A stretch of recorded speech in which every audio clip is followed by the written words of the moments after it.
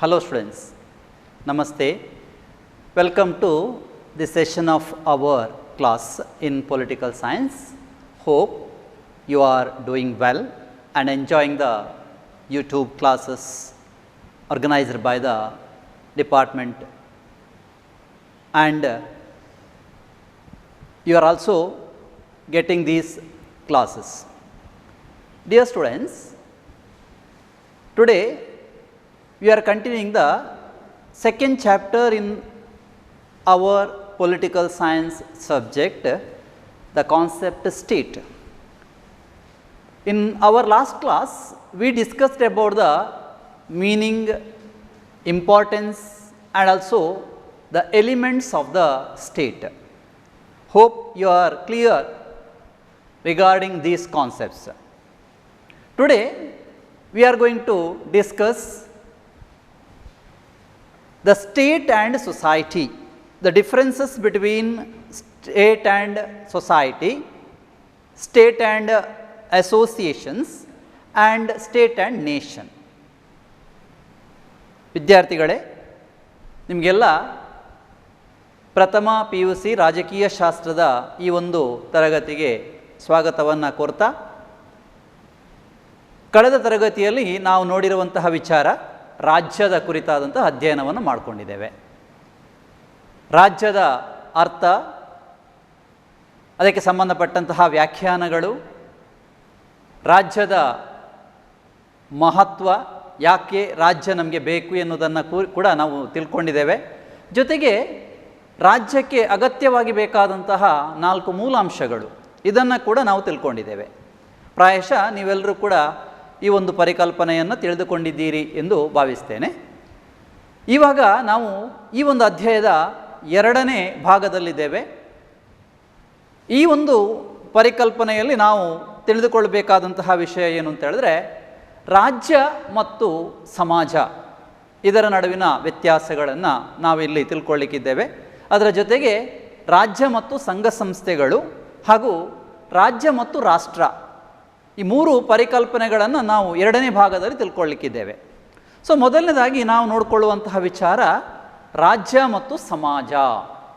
So first we have to understand the relation and difference between state and society.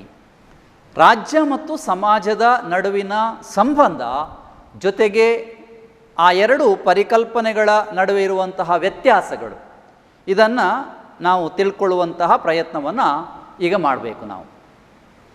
First of all, dear students, let us know about the meaning of both the concepts.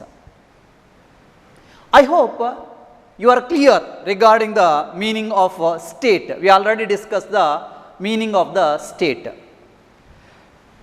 First of all, I want to recollect the meaning of the state, what you understand.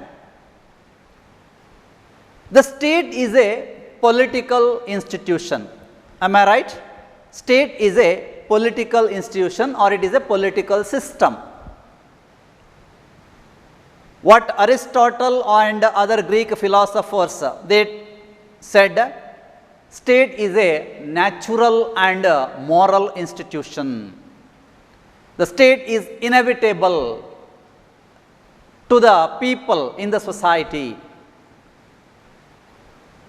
The basic objective of the state, we already discussed, the basic objective of the state is to protect the life and property of the individual and to maintain law and order in the society, and also to undertake welfare functions. So state also shoulders the responsibility to undertake the welfare functions in the society.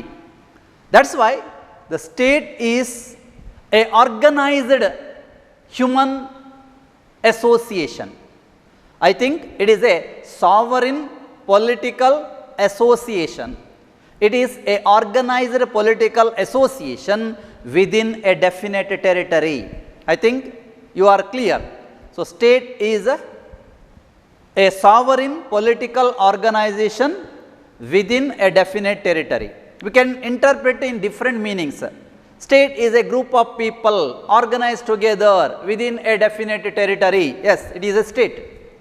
State is a group of people organized together within a definite territory which is not subject to any outside control. Yes, it is also the meaning of the state. So, totally state is a political system. It is a political association within the society. Am I right? ವಿದ್ಯಾರ್ಥಿಗಳೇ, ನಾವು ಈಗಾಗಲೇ ತಿಳ್ಕೊಂಡಂತಹ ಅರ್ಥವನ್ನು ನಾವು ಪುನರಪಿ ಇಲ್ಲಿ ನೆನಪಿಸಿಕೊಳ್ತಾ ಇದ್ದೇವೆ ಅಷ್ಟೇ. ರಾಜ್ಯದ ಅರ್ಥ, ರಾಜ್ಯ ಅಂತ ಹೇಳಿದ್ರೆ ಒಂದು ರಾಜಕೀಯ ವ್ಯವಸ್ಥೆ. ಯಾವುದರದ್ದು? ಸಮಾಜದ ಒಂದು ರಾಜಕೀಯ ವ್ಯವಸ್ಥೆ. ರಾಜ್ಯ ಎನ್ನುವಂಥದ್ದು ಮಾನವ ನಿರ್ಮಿತವಾದಂತಹ ಒಂದು ವ್ಯವಸ್ಥೆ. ಸಮಾಜದಲ್ಲಿ ಮಾನವ ರಾಜಕೀಯ ಚಟುವಟಿಕೆಗಳನ್ನು ನಿಯಂತ್ರಿಸುವ ಉದ್ದೇಶಕ್ಕಾಗಿ ತನ್ನಲ್ಲೇ ಮಾಡಿಕೊಂಡಂತಹ ಒಂದು ರಾಜಕೀಯ ವ್ಯವಸ್ಥೆ ಇದು. ಸೊ ರಾಜ್ಯ ಯಾಕೆ ಬೇಕು, ರಾಜ್ಯದ ಅನಿವಾರ್ಯತೆ ಏನು ಎನ್ನುವುದನ್ನು ನಾವು ನೋಡಿಕೊಂಡಾಗ ಹೇಳಿಕೊಂಡಿರುವಂಥ ಮಾತು ಏನು ಅಂತ ಹೇಳಿದ್ರೆ, ರಾಜ್ಯ ಸಮಾಜದಲ್ಲಿ ಕಾನೂನು ಮತ್ತು ಸುವ್ಯವಸ್ಥೆಯನ್ನು ಕಾಪಾಡುವಂಥದ್ದು, ಜನರ ಪ್ರಾಣ ಮತ್ತು ಆಸ್ತಿಪಾಸ್ತಿಗಳ ರಕ್ಷಣೆ ಮಾಡುವಂಥದ್ದು, ಹಾಗೆ ಸಮಾಜದಲ್ಲಿ ಕಲ್ಯಾಣ ಕಾರ್ಯಕ್ರಮಗಳನ್ನು ಜಾರಿಗೆ ತರುವಂತಹ ಅಥವಾ ಕಲ್ಯಾಣ ಕಾರ್ಯಕ್ರಮಗಳನ್ನು ಮಾಡುವಂತಹ ಉದ್ದೇಶದಿಂದ ಸ್ಥಾಪನೆ ಮಾಡಲ್ಪಟ್ಟಂತಹ ಒಂದು ವ್ಯವಸ್ಥೆ. ಸೊ ರಾಜ್ಯ ಸಮಾಜಕ್ಕೆ ಅನಿವಾರ್ಯ ಎನ್ನುವುದನ್ನು ನಾವು ತಿಳ್ಕೊಂಡಿದ್ದೇವೆ. ಇನ್ನೊಂದು ಅರ್ಥದಲ್ಲಿ ಹೇಳೋದಿದ್ರೆ, ರಾಜ್ಯ ಎನ್ನುವಂಥದ್ದು ಒಂದು ನಿರ್ದಿಷ್ಟ ಭೌಗೋಳಿಕ ಪ್ರದೇಶದಲ್ಲಿ ರಾಜಕೀಯವಾಗಿ ಸಂಘಟಿತಗೊಂಡಂತಹ ಒಂದು ಜನಸಮುದಾಯ. ಅಂದರೆ ರಾಜಕೀಯವಾಗಿ ಸಂಘಟಿತಗೊಂಡಂತಹ ಜನಸಮುದಾಯ. ಇನ್ನೊಂದು ಅರ್ಥದಲ್ಲಿ ನಾವು ತಿಳ್ಕೊಂಡಿದ್ದೇವೆ, ರಾಜ್ಯ ಎನ್ನುವಂಥದ್ದು ಒಂದು ನಿರ್ದಿಷ್ಟ ಭೌಗೋಳಿಕ ಪ್ರದೇಶದಲ್ಲಿ ಸರಕಾರ ಎನ್ನುವಂತಹ ಒಂದು ವ್ಯವಸ್ಥೆಯ ಅಡಿಯಲ್ಲಿ ಯಾವುದೇ ಇತರ ಪರ ರಾಷ್ಟ್ರದ ಅಥವಾ ಅನ್ಯ ರಾಷ್ಟ್ರದ ಆಡಳಿತಕ್ಕೆ ಒಳಪಡದೆ ಸ್ವತಂತ್ರವಾಗಿರುವಂತಹ ಒಂದು ರಾಜಕೀಯ ವ್ಯವಸ್ಥೆ ಎಂದು ಹೇಳಿದ್ರು ತಪ್ಪಲ್ಲ. ಅಂದರೆ ರಾಜ್ಯವನ್ನು ನಾವು ವಿವಿಧ ಅರ್ಥಗಳಲ್ಲಿ ಅರ್ಥೈಸಿಕೊಳ್ಳಬಹುದು. ಸೊ ಒಂದೇ ಮಾತಲ್ಲಿ ಹೇಳೋದಿದ್ರೆ, ರಾಜ್ಯ ಎನ್ನುವಂಥದ್ದು ಸಮಾಜದಲ್ಲಿ ಒಂದು ರಾಜಕೀಯ ವ್ಯವಸ್ಥೆಯಾಗಿ ರೂಪುಗೊಂಡಂಥದ್ದು. ಅಂದರೆ ಸಮಾಜದ ರಾಜಕೀಯ ಚಟುವಟಿಕೆಗಳನ್ನು ನಿರ್ವಹಿಸಲು ನಾವೇ ರಚನೆ ಮಾಡಿಕೊಂಡಂತಹ ಒಂದು ವ್ಯವಸ್ಥೆ ಇದು ರಾಜ್ಯ. So this is a state what we understand in our first part of our subject, first part of our concept. So now we have to know about the society, the meaning of the society. Almost all of you have the idea of a society. Society is a social system. The very good definition given by Max Weber. It is a very simple definition given by Max Weber regarding the society. What he said? Society is a web of social relationship. Society is a web of social relationship. Very beautiful definition it is. And it gives a simple meaning to the society. Society is a web of social relationship. The society consists of the families, the villages, the customs, the traditions, the organized and unorganized institutions. That means it is a wider concept which includes everything in the society or in the activities of human being. That's why Max Weber said society is a web of social relationship. Or in other words, we can say that what is society? Society means a group of people organized together and developed a well defined relationship. And developed a well defined relationship. So it is also one of the meaning for the society. Society is a group of people. Society is a group of people organized together and developed a well defined relationship. So ಏನರ್ಥ? ವಿದ್ಯಾರ್ಥಿಗಳೇ ಗಮನಿಸಿ, ಸಮಾಜ ಎನ್ನುವಂಥದ್ದು ಸಮಾಜ ಒಂದು ಸಾಮಾಜಿಕ ವ್ಯವಸ್ಥೆ. ಸಮಾಜದಲ್ಲಿ ಎಲ್ಲರೂ ಕೂಡ ಒಳಗೊಳ್ತಾರೆ. ಮಾನವ ಚಟುವಟಿಕೆಗಳ ಎಲ್ಲ ಅಂಶಗಳು ಸಮಾಜದಲ್ಲಿದೆ. ಅಂದರೆ ಕುಟುಂಬ ಇರ್ಬೋದು, ಅಥವಾ ವ್ಯಕ್ತಿ ಇರ್ಬೋದು, ಅಥವಾ ಸಂಪ್ರದಾಯ ಇರ್ಬೋದು, ಆಚರಣೆಗಳಿರ್ಬೋದು, ಅಥವಾ ವ್ಯವಸ್ಥಿತ ಮತ್ತು ಅವ್ಯವಸ್ಥಿತವಾಗಿರುವಂತಹ ಎಲ್ಲ ರೀತಿಯ ಸಂಘಟನೆಗಳು, ಸಂಘ ಸಂಸ್ಥೆಗಳು ಸಮಾಜದಲ್ಲಿ ಇದೆ. ಇನ್ಕ್ಲೂಡಿಂಗ್ ಸ್ಟೇಟ್ ಅಂತ ತಿಳ್ಕೊಳ್ಳಿ, ಇನ್ಕ್ಲೂಡಿಂಗ್ ಸ್ಟೇಟ್. ಹಾಗಾಗಿ ಸಮಾಜದಲ್ಲಿ ಎಲ್ಲವೂ ಇದೆ ಅಂತ ಅರ್ಥ. ಅದಕ್ಕೆ ನಾವು ಅರ್ಥವನ್ನು ಕೊಡುವಾಗ ಸಮಾಜ ಅಂದರೆ ಏನು, ಸಮಾಜ ಅಂದರೆ ಏನು ಅಂತ ಹೇಳೋದಕ್ಕೆ ಮ್ಯಾಕ್ಸ್ ವೆಬರ್ ಕೊಟ್ಟಂತಹ ಒಂದು ಡೆಫಿನೇಷನ್ನ ನೀವು ಬಹಳ ಸಿಂಪಲ್ಲಾಗಿ ತಿಳ್ಕೊಳ್ಬೋದು. ಅವರು ಹೇಳಿರುವಂಥ ಡೆಫಿನೇಷನ್ ಏನು ಅಂತ ಹೇಳಿದ್ರೆ, society is A web of social relationship ಅಂತ ಹೇಳ್ತಾರೆ. ಅಂದರೆ ಸಮಾಜ ಎನ್ನುವಂಥದ್ದು ಸಾಮಾಜಿಕ ಸಂಬಂಧಗಳ ಬಲೆ ಅಂತ ಕರೀತಾರೆ. ವೆಬ್ ಅಂತ ಹೇಳಿದ್ರೆ ಬಲೆ, ಜೇಡರ ಬಲೆ ಅಂತ ನೀವು ನೋಡಿದ್ದೀರಲ್ಲ, ಆ ಜೇಡರ ಬಲೆಯನ್ನು ನೀವು ನೋಡಿ, ನಿಮಗೆ ಬಹಳ ಸಿಂಪಲ್ ಆಗಿ ಅರ್ಥ ಆಗ್ತದೆ. ಅದರಲ್ಲಿ ಆ ಜೇಡರ ಬಲೆ ಯಾವ ರೀತಿಯಲ್ಲಿ ಪೋಣಿಸಲ್ಪಟ್ಟಿದೆ ಅಂತ ಹೇಳಿದ್ರೆ ಒಂದಕ್ಕೊಂದು ಪೂರಕವಾಗಿದೆ. ಅಲ್ಲಿ ಒಂದು ಕಡೆಯಲ್ಲಿ ನಾವು ಅದನ್ನು ಕಟ್ ಮಾಡಿದರೆ ಇಡೀ ಜೇಡರ ಬಲೆ ಹಾಳಾಗಿ ಬಿಡ್ತದೆ. ಸೊ ಅಷ್ಟು ಬ್ಯೂಟಿಫುಲ್ ಆಗಿ ಆ ಜೇಡ ಆ ಬಲೆಯನ್ನು ಕಟ್ಟಿದ್ದಾನೆ. ಅದೇ ರೀತಿ ಸಮಾಜ ಎನ್ನುವಂಥದ್ದು, ಸಮಾಜ ಒಂದಕ್ಕೊಂದು ಪರಸ್ಪರ ಸಂಬಂಧವನ್ನು ಇಟ್ಟುಕೊಂಡಿರುವಂತಹ ಒಂದು ವ್ಯವಸ್ಥೆ ಇದು. ಈ ಸಮಾಜದಲ್ಲಿ ಎಲ್ಲವೂ ಇದೆ, ಸುಖ ದುಃಖ ಕಷ್ಟ ನಷ್ಟಗಳು ಅಂತ ನಾವು ಹೇಳ್ತೇವಲ್ಲ ಆಡು ಭಾಷೆಯಲ್ಲಿ ಹೇಳುವಾಗ. ಸೊ ಅಂತಹ ಸಂಬಂಧಗಳ ಒಂದು ಬಲೆ ಇದು. ಸಂಪ್ರದಾಯ ಆಚರಣೆಗಳನ್ನು ನಾವು ನೋಡ್ತೇವೆ, ರೂಢಿ ಪರಂಪರೆಗಳನ್ನು ನೋಡ್ತೇವೆ, ಸಾಂಸ್ಕೃತಿಕ ವೈವಿಧ್ಯತೆಗಳನ್ನು ನೋಡ್ತೇವೆ, ರಾಜಕೀಯವಾದಂತಹ, ಆರ್ಥಿಕವಾದಂತಹ, ಸಾಂಸ್ಕೃತಿಕವಾದಂತಹ, ಧಾರ್ಮಿಕವಾದಂತಹ ಎಲ್ಲ ರೀತಿಯ ಚಟುವಟಿಕೆಗಳು ಸಮಾಜದಲ್ಲಿರ್ತವೆ. So it includes all kind of activities of human being, including social, economic, political, cultural, religious, etcetera etcetera. That means it is a bunch of social relationship. That's why it is called as web of social relationship. In other words, we can say that a group of people organized together and developed a well-defined relationship. ಸಮಾಜ ಅಂದರೆ ಏನು? ಸಮಾಜ ಅಂತ ಹೇಳಿದ್ರೆ ಒಂದು ಅರ್ಥಗರ್ಭಿತವಾದಂತಹ ಸಂಬಂಧ. Well defined relationship ಅಂತ ಹೇಳಿದ್ರೆ ಅರ್ಥಗರ್ಭಿತವಾದಂತಹ ಒಂದು ಸಂಬಂಧದ ಆಧಾರದ ಮೇಲೆ ಸಂಘಟಿತಗೊಂಡಂತಹ ಒಂದು ಜನರ ಸಮುದಾಯ. ಸೊ ಇಲ್ಲಿ ಆ ಸಂಬಂಧಗಳಿಗೆ ಒಂದು ಅರ್ಥ ಇದೆ. ಇಲ್ಲಿ ಆ ಅರ್ಥ ವಿಶಾಲವಾದಂತಹ ಅರ್ಥ. ಅದು ಅಂತಹ ಒಂದು ಅರ್ಥಗರ್ಭಿತವಾದಂತಹ ಸಂಬಂಧದ ಮೇಲೆ ನೆಲೆಗೊಂಡಂತಹ ಒಂದು ಸಂಸ್ಥೆ, ಒಂದು ಸಂಘಟನೆ, ಅದೇ ಸಮಾಜ. ಸೊ ಈ ಎರಡು ಪರಿಕಲ್ಪನೆಗಳು ರಾಜಕೀಯ ಶಾಸ್ತ್ರದ ವ್ಯಾಪ್ತಿಯಲ್ಲಿ ನೋಡುವಾಗ ಒಂದಕ್ಕೊಂದು ಪೂರಕ ಅಂತ ನಾವು ಹೇಳಲಿಕ್ಕೆ ಆಗೋದಿಲ್ಲ. So both state and society have different meanings. We already discuss the meaning. So both state and society are different. But one thing we must remember, even though state and society are two different concepts, but there is a relation between the state and society. There is a harmonious relation between the state and society, in the sense that the state is necessary for the society. That means without state, the harmonious relation between the people in the society is not possible. The state is necessary to maintain law and order in the society. If the state is not there, maintaining law and order in the society will become a big problem.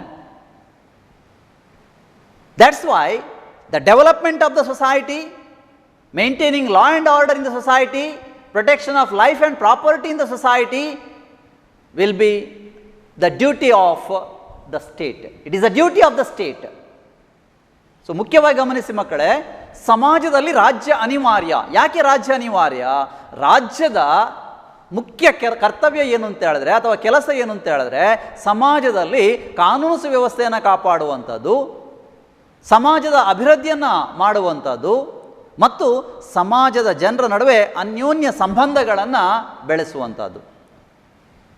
ಮತ್ತು ಸಮಾಜದಲ್ಲಿ ಜನರ ಆಸ್ತಿ ಪಾಸ್ತಿಗಳ ರಕ್ಷಣೆ, ಅವರ ಮಾನ ಪ್ರಾಣ ಹಾನಿಗಳ ರಕ್ಷಣೆಯನ್ನು ಹಾನಿಯಾಗಂತೆ ನೋಡಿಕೊಳ್ಳುವಂಥದ್ದು ಇದು ರಾಜ್ಯದ ಕರ್ತವ್ಯ ಆಗಿರ್ತದೆ.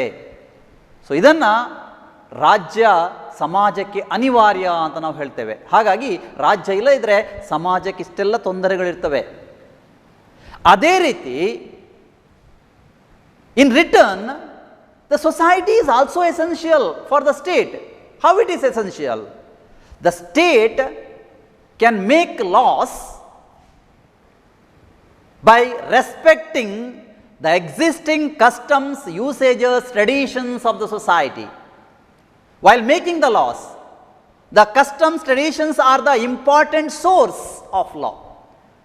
ರಾಜ್ಯ ಕಾನೂನುಗಳನ್ನು ಮಾಡುವಾಗ ರಾಜ್ಯ ಏನು ಮಾಡ್ತದೆ, ಅಲ್ಲಿ ಸಮಾಜದಲ್ಲಿ ಅಸ್ತಿತ್ವದಲ್ಲಿರುವಂತಹ ಸಂಪ್ರದಾಯ, ರೂಢಿ, ಪರಂಪರೆ, ಆಚರಣೆಗಳು ಅದಕ್ಕೆ ಬೆಲೆ ಕೊಟ್ಟು ಗೌರವ ಕೊಟ್ಟು ಅದನ್ನು ಕಾನೂನಿನಲ್ಲಿ ಅಳವಡಿಸುವಂತಹ ಪ್ರಯತ್ನವನ್ನು ಮಾಡ್ತದೆ. ಅಂದರೆ ರಾಜ್ಯ ಸಮಾಜದಿಂದ ಅದರ ಸಂಪ್ರದಾಯಗಳು, ಆಚರಣೆಗಳು, ಅದರ ಚಟುವಟಿಕೆಗಳನ್ನು ತನ್ನ ಕಾನೂನು ಮಾಡುವ ಪ್ರಕ್ರಿಯೆಯಲ್ಲಿ ಬಳಸಿಕೊಳ್ತದೆ ಎಂದರೆ ತಪ್ಪಲ್ಲ.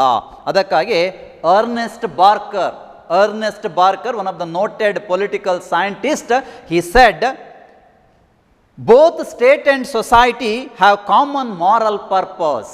Both state and society have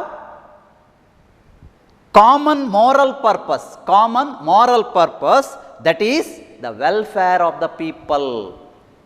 So Ernest Barker ಹೇಳಿರುವಂಥದ್ದು, both state and society have common moral purpose, that is the welfare of the society.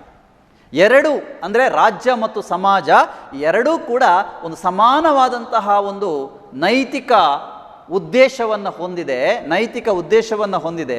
ಆ ಉದ್ದೇಶ ಯಾವುದು ಅಂತ ಹೇಳಿದ್ರೆ ಸಮಾಜದ ಕಲ್ಯಾಣ, ಸಮಾಜದ ಅಭಿವೃದ್ಧಿ. ಅಂದರೆ ಎರಡೂ ಕೂಡ ಒಂದು ಸುಖಿ ಸಮಾಜವನ್ನು ಬಯಸುವಂಥದ್ದು. ರಾಜ್ಯದ ಉದ್ದೇಶವೂ ಅದೇ, ಸಮಾಜದ ಉದ್ದೇಶವೂ ಅದೇ ಆಗಿರ್ತದೆ. ಹಾಗಾಗಿ ನಾವಿಲ್ಲಿ ತಿಳ್ಕೊಳ್ಳುವಂಥ ಅಂಶ ಏನು ಅಂತ ಹೇಳಿದ್ರೆ, ರಾಜ್ಯ ಮತ್ತು ಸಮಾಜ ಎನ್ನುವಂಥದ್ದು ಬೇರೆ ಬೇರೆ ಪರಿಕಲ್ಪನೆಗಳು, ಬೇರೆ ಬೇರೆ ಅರ್ಥವನ್ನು ಹೊಂದಿದ್ರೂ ಕೂಡ ಕೆಲವೊಂದು ಸಂಬಂಧ ಆ ಎರಡು ಪರಿಕಲ್ಪನೆಗಳ ನಡುವೆ ಇದೆ. ಅದಕ್ಕೆ ಪರಸ್ಪರ ಹೊಂದಿಕೊಳ್ಳುವಂತಹ ಗುಣ ಇದೆ ಎನ್ನುವುದನ್ನು ನಾವಿಲ್ಲಿ ತಿಳ್ಕೊಂಡಾಗೆ ಆಯಿತು. ಹಾಗಾಗಿ ರಾಜ್ಯ ಮತ್ತು ಸಮಾಜ ಎರಡು ಪರಿಕಲ್ಪನೆಗಳ ವ್ಯತ್ಯಾಸಗಳನ್ನು ನಾವು ಈಗ ಗುರುತಿಸಬೇಕು. So we have to know the difference between state and society. Hope you are clear regarding the meaning of both state and society and also how both state and society are interrelated are interdepended. ಹಾಗಾಗಿ ಎರಡೂ ಪರಿಕಲ್ಪನೆಗಳ ಅರ್ಥ ಮತ್ತು ಅದು ಹೇಗೆ ಪರಸ್ಪರ ಹೊಂದಿಕೊಂಡಿದೆ, ಪರಸ್ಪರ ಸಂಬಂಧವನ್ನು ಹೊಂದಿದೆ ಎನ್ನುವುದನ್ನು ನೀವು ತಿಳ್ಕೊಂಡಿದ್ದೀರಿ ಅಂತ ನಾವು ಭಾವಿಸ್ತಾ, ಮುಂದೆ ನಾವು ನೋಡುವಂತಹ ವಿಚಾರ ಯಾವುದು ಅಂತ ಹೇಳಿದ್ರೆ, ರಾಜ್ಯ ಮತ್ತು ಸಮಾಜ ಇದರ ವ್ಯತ್ಯಾಸಗಳು ಏನು ಅಂತ ಹೇಳಿ. It is the most important question in the examination. Students, please note, it is A 5 mark question in the examination, or sometime it may be asked for 2 marks also. Write any 2 differences between state and society. A question may be asked in the examination. And generally 5 mark question will be asked, what are the differences between state and society.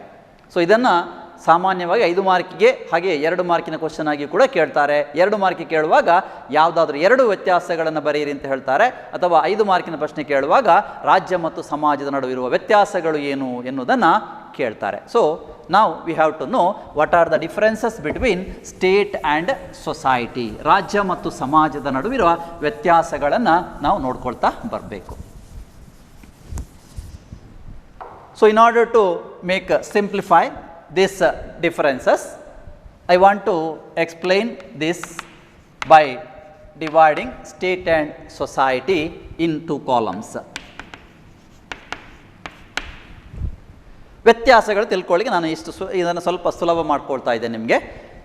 ರಾಜ್ಯ ಮತ್ತು ಸಮಾಜದ ನಡುವಿನ ವ್ಯತ್ಯಾಸ, ಈ ರೀತಿಯಲ್ಲಿ ನಾವು ವ್ಯತ್ಯಾಸಗಳನ್ನು ಗುರುತಿಸ್ಕೊಳ್ಬೋದು. First we have to know about society.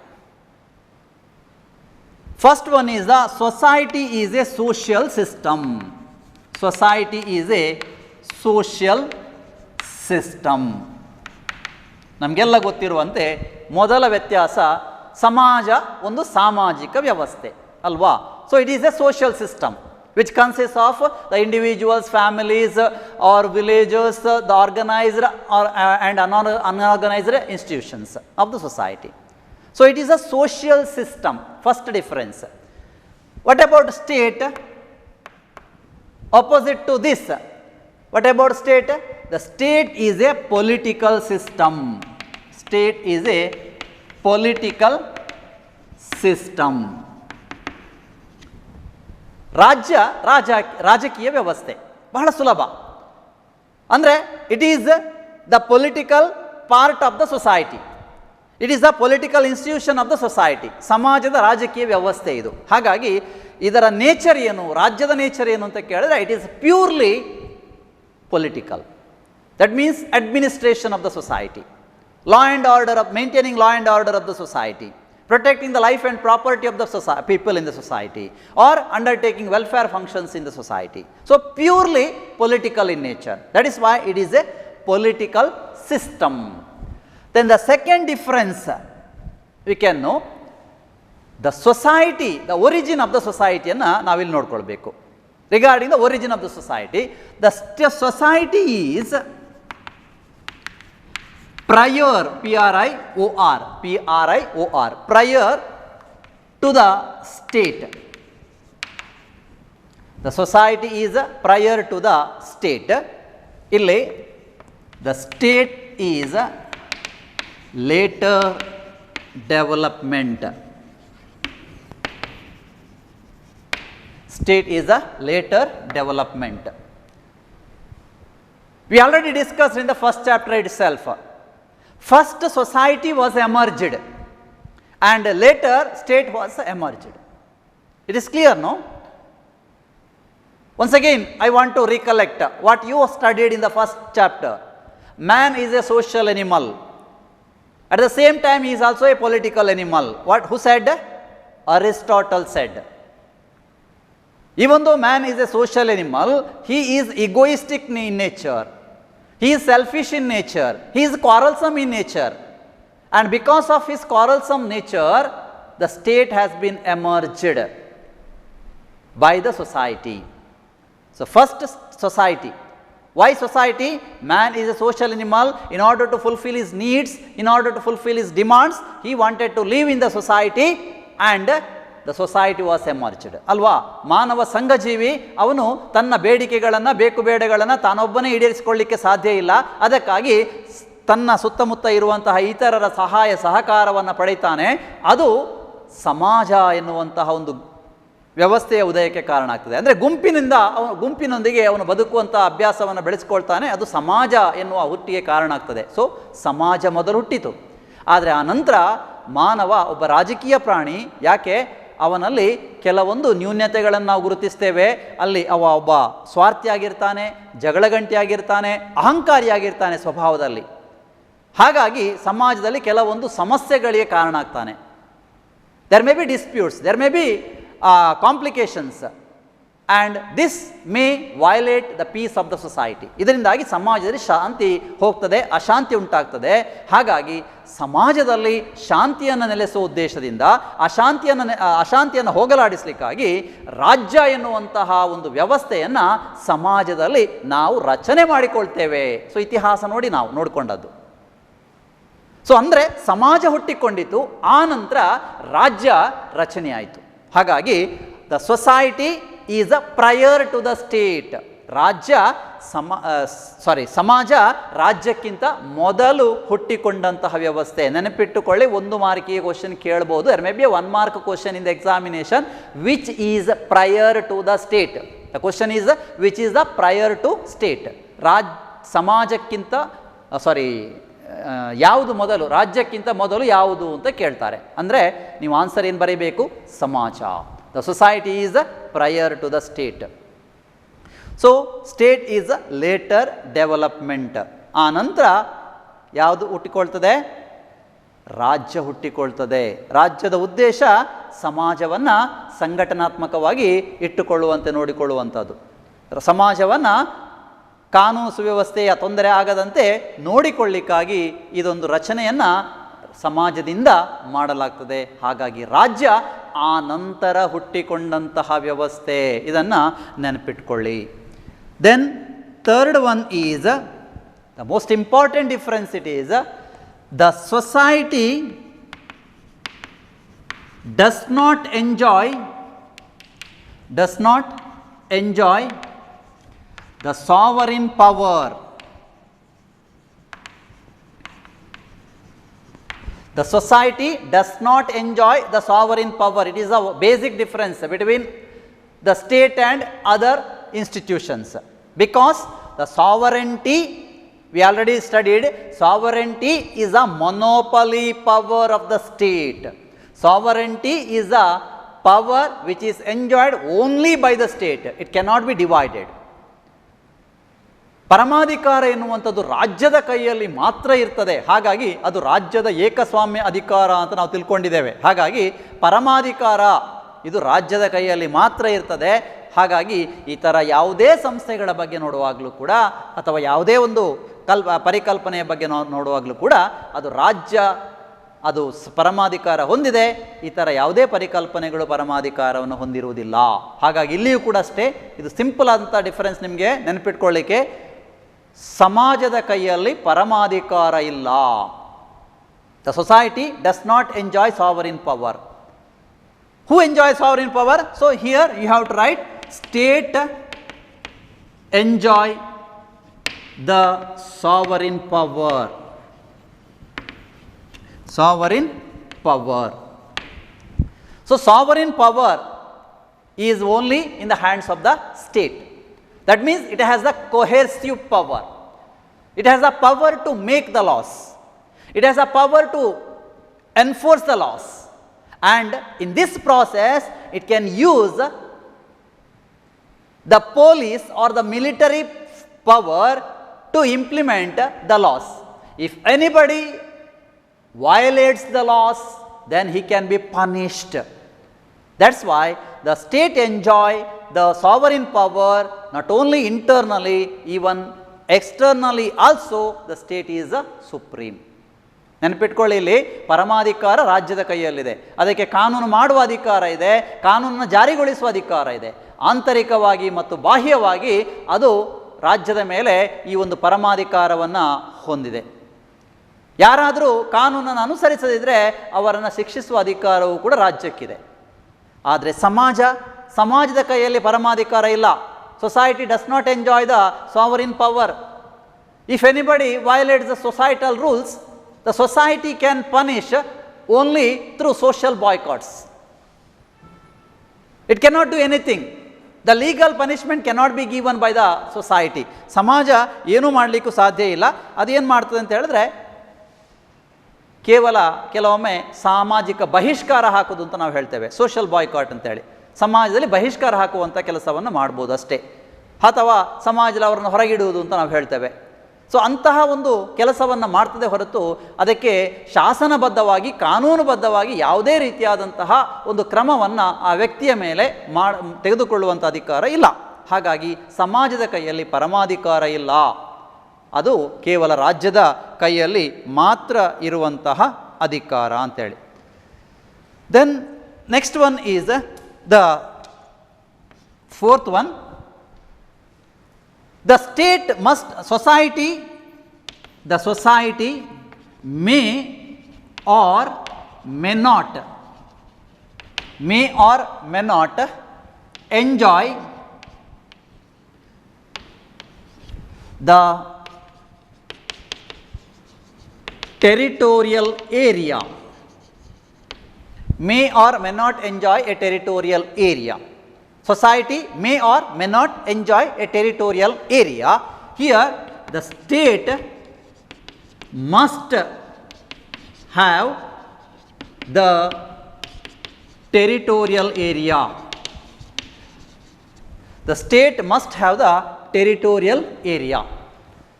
ಭೌಗೋಳಿಕ ಪ್ರದೇಶ ಅಂತ ಹೇಳ್ತೇವೆ. ಭೌಗೋಳಿಕ ಪ್ರದೇಶ ಸಮಾಜಕ್ಕೆ ಇರ್ಬೋದು ಅಥವಾ ಇಲ್ಲದೇ ಇರ್ಬೋದು. The society may or may not have the territorial area, but state must have the territorial area. ಸಮಾಜಕ್ಕೆ ಭೌಗೋಳಿಕ ಪ್ರದೇಶ ಇಲ್ಲದಿದ್ದರೂ ಕೂಡ ನಾವು ಸಮಾಜದ ಕಲ್ಪನೆಯನ್ನು ಮಾಡ್ಬೋದು. Even the wandering people or nomads also can form the society, not the state.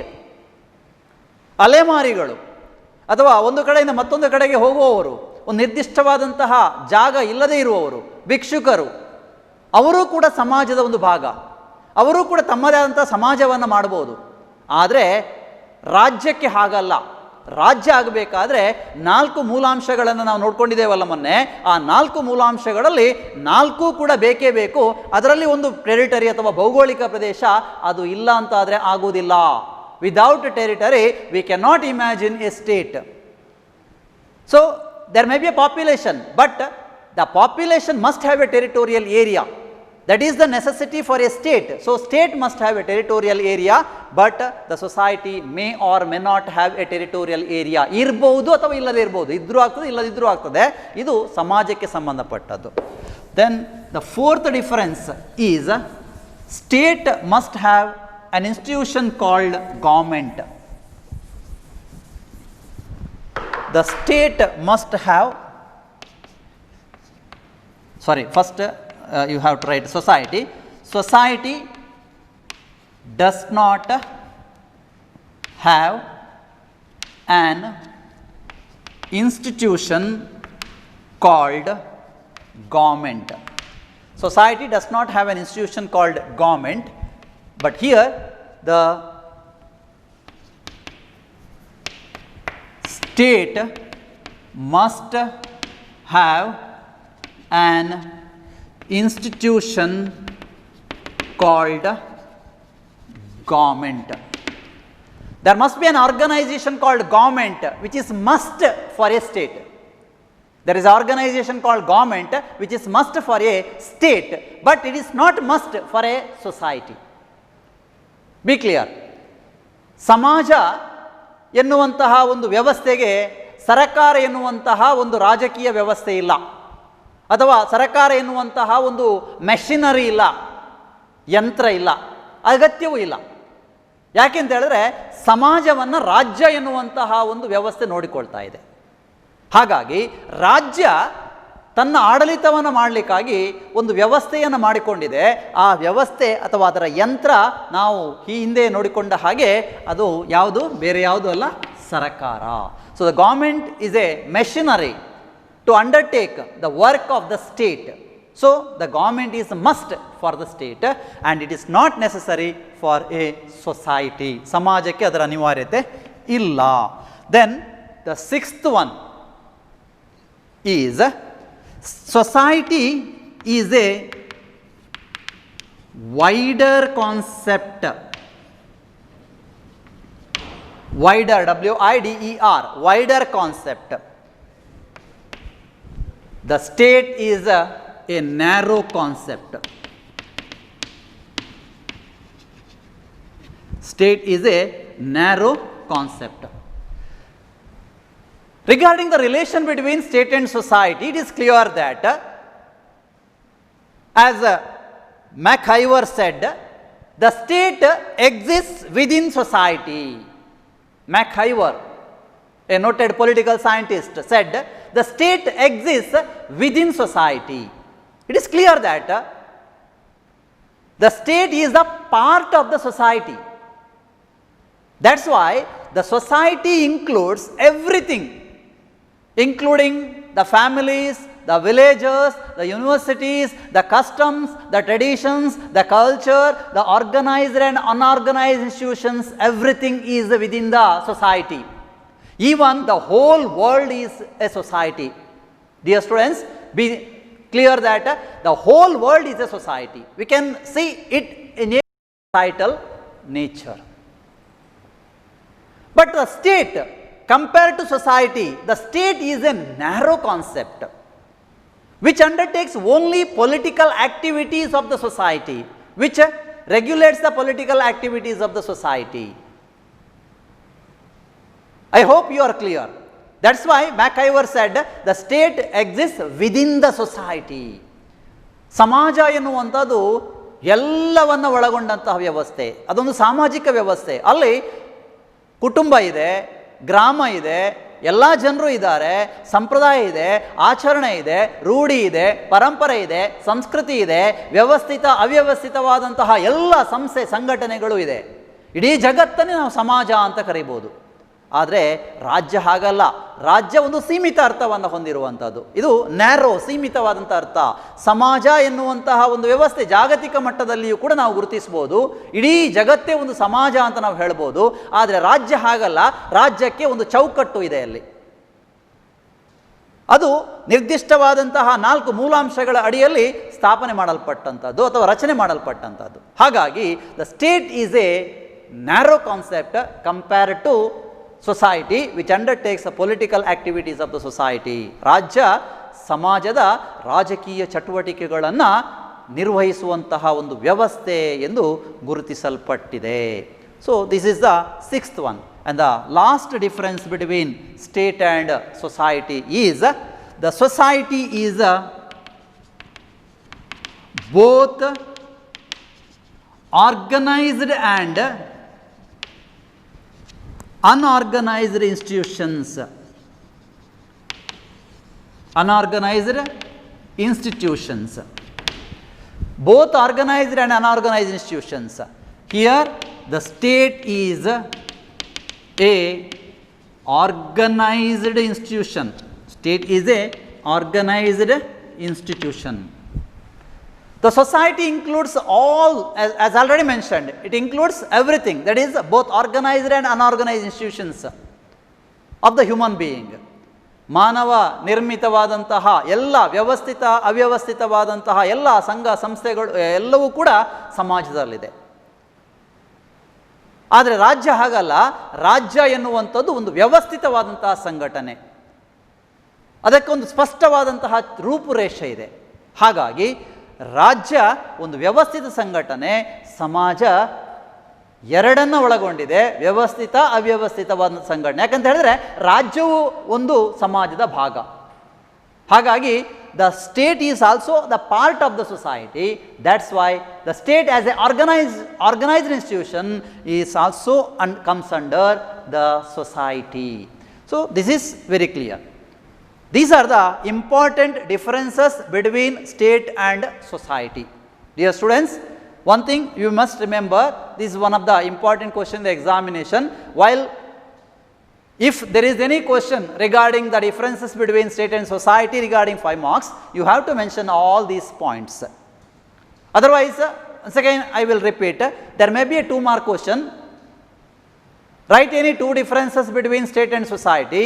You have to mention any 2 difference between the state and society. ವಿದ್ಯಾರ್ಥಿಗಳು ಗಮನಿಸುವಂಥ ಅಂಶ ಇಲ್ಲಿ ಮತ್ತೊಮ್ಮೆ ನಿಮಗೆ ಹೇಳ್ತಾ ಇದ್ದೇನೆ. 5 ಮಾರ್ಕಿನ ಪ್ರಶ್ನೆ ಬಂದಾಗ ಎಲ್ಲ ಪಾಯಿಂಟ್ಸ್ಗಳನ್ನು ನೀವು ಕವರ್ ಮಾಡಬೇಕಾಗ್ತದೆ. 2 ಮಾರ್ಕಿನ ಪ್ರಶ್ನೆ ಬಂದಾಗ ಯಾವುದಾದ್ರೂ 2 ಪಾಯಿಂಟ್ಸ್ಗಳನ್ನು ನೀವು ಇಲ್ಲಿ ಬರೆದರೆ ಆಯಿತು. ಸೊ ಇದು ರಾಜ್ಯ ಮತ್ತು ಸಮಾಜ, ಈ 2 ಪರಿಕಲ್ಪನೆಗಳ ನಡುವೆ ಇರುವಂತಹ ವ್ಯತ್ಯಾಸ. ಸೊ ಇಷ್ಟನ್ನು ನೆನಪಿಟ್ಕೊಳ್ಳಿ ಮಕ್ಕಳೇ. So I hope you are clear regarding the state and society. In the next class we are going to discuss another 2 important concepts, that is state and voluntary associations and also state and nation. Thank you students. Hope you are enjoying the day. Have a wonderful day. Thank you.